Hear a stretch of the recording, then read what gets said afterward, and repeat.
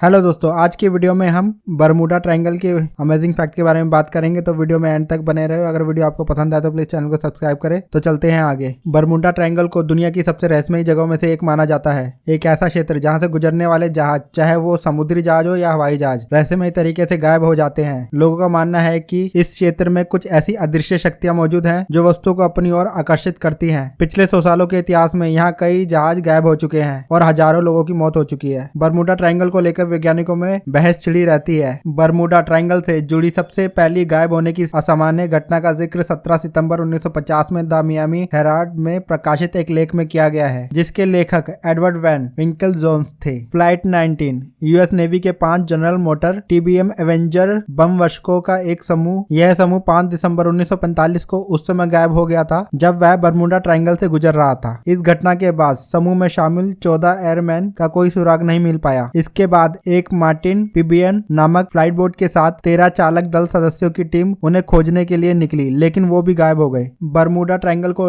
लेकर लोगों द्वारा अलग अलग एक्सप्लेनेशन दी गई हैं। कुछ लोगों का मानना है कि इस क्षेत्र के नीचे एलियंस मौजूद है जो इन घटनाओं को अंजाम देते हैं। कुछ लोग इसे भूत प्रेतों का स्थान मानते हैं, लेकिन कुछ वैज्ञानिक स्पष्टीकरण ऐसे भी हैं जिन पर विश्वास किया जा सकता है। सबसे पहला फैक्ट, बरमूडा ट्रायंगल में समुद्री जहाजों का आना जाना बड़ी संख्या में होता है, जो रहस्यों का कारण बन सकता है, क्योंकि यदि किसी स्थान पर अधिक ट्रैफिक होगा तो वहां सामान्य क्षेत्र के मुकाबले अधिक एक्सीडेंट होने के चांसेस होते हैं। दूसरा, बरमूडा ट्रायंगल के क्षेत्र में तूफान बहुत अधिक आते हैं। ऐसे में वहां कभी कभी अत्यंत शक्तिशाली तूफान भी उठते हैं जो जहाजों को डुबो सकते हैं, इसलिए इसे असामान्य घटनाओं से नहीं जोड़ा जा सकता। एक आम व्याख्या है जो मैग्नेटिज्म से संबंध रखती है। धरती का मैग्नेटिक नॉर्थ पोल और जियोग्राफिक नॉर्थ पोल एक स्थान पर नहीं है, जिसका मतलब कंपास सटीक नॉर्थ पोल की तरफ संकेत नहीं करता है। आमतौर पर नाविक इस अंतर से परिचित होते हैं और वो कैलकुलेशन कर सही दिशा का पता लगा लेते हैं, लेकिन समुद्र में एक स्थान ऐसा आता है जहां कंपास मैग्नेटिक नॉर्थ पोल और जियोग्राफी नॉर्थ पोल को एक ही दिशा में दर्शाता है। जिस स्थान पर ऐसा होता है उसे एगोनिक लाइन कहा जाता है। एक एगोनिक लाइन मैक्सिको की खाड़ी के पास बरमूडा ट्रायंगल से निकलती है, इसलिए हो सकता है नाविकों और विमान चालकों के साथ इस स्थान पर नेविगेशन में गलती हुई हो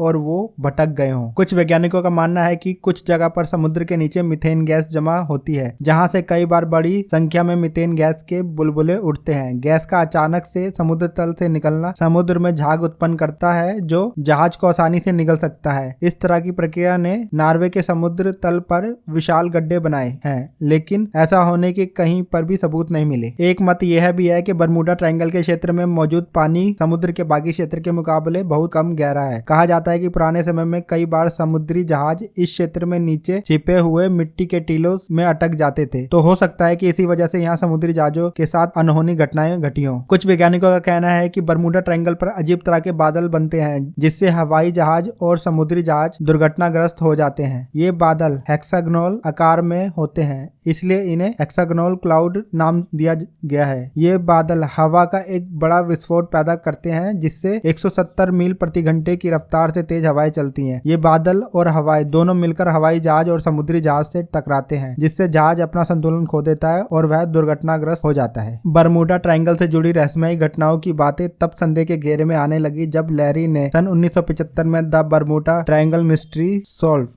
नाम की एक बुक के जरिए अपने रिसर्च को लोगों के सामने पेश किया। एयरफोर्स और अन्य कई एजेंसियों की मदद से घटना से जुड़ी जानकारियां इकट्ठा की। उन्होंने उन सभी शहरों से न्यूज़पेपरों की माइक्रोफिल्म कॉपी हासिल की जहां विभिन्न घटनाओं की सूचना मिली थी। लैरी ने अपनी रिसर्च में कहा कि गैडल्स और उनके बाद के लेखकों ने घटना से जुड़े दावों को बढ़ा चढ़ाकर लोगों के सामने पेश किया। उन्होंने बेल्टीज के वर्णन और चश्मदीदों, घटना से जुड़े लोगों और अन्य शामिल लोगों के बीच प्रारंभिक घटना से जुड़ी बहुत सारी अशुद्धियां और विसंगतियां प्रस्तुत की। लैरी ने कहा, बेल्टीज ने विपरीत सबूत होने के बावजूद कुछ घटनाओं को जानबूझकर रहस्य के तौर पर प्रस्तुत किया था। लैरी ने यह भी तर्क दिया कि बड़ी घटनाओं की अधिकतम संख्या जो ट्रायंगल के प्रभाव को जन्म देती है, वास्तव में इसके बाहर घटित हुई थी। जब वर्णन की गई घटनाओं की तारीख से जुड़े अखबारों का अध्ययन किया गया तो पाया गया कि लगभग सभी घटनाएं असामान्य मौसम से जुड़ी हुई थी, जिनका कभी भी गायब होने वाली कहानियों में कोई उल्लेख नहीं किया गया था। हो सकता है बरमूडा ट्रायंगल की सही व्याख्या समुद्र में मौजूद ना होकर हमारे दिमाग में मौजूद हो। हमारा दिमाग विचित्र या यादगार घटनाओं की तरफ अधिक झुकाव करता है। तो उम्मीद है वीडियो आपको पसंद आई होगी, तो प्लीज चैनल को सब्सक्राइब करें। Thank you.